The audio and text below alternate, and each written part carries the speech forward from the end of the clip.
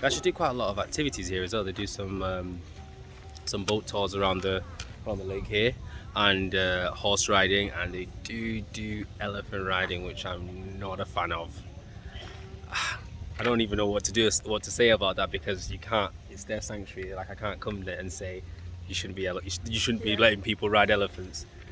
But yeah, I mean, you don't have to ride elephants when you're here, but still, I'm still not a fan of that.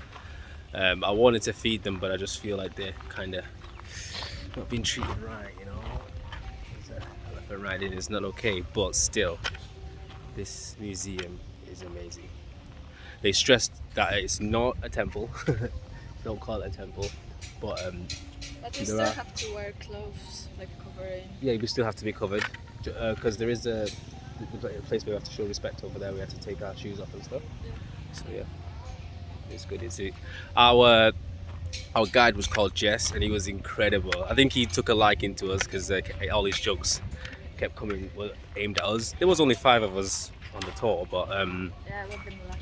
we were lucky. He gave us like a private photo shoot for about 25 minutes. We were like, oh, okay. He was like, what now you? Yeah, he was like giving angles and everything. It's clear he's done this before, so it's like he was very good at the photos and the videos he took of us. You'll see anyway. But look at that.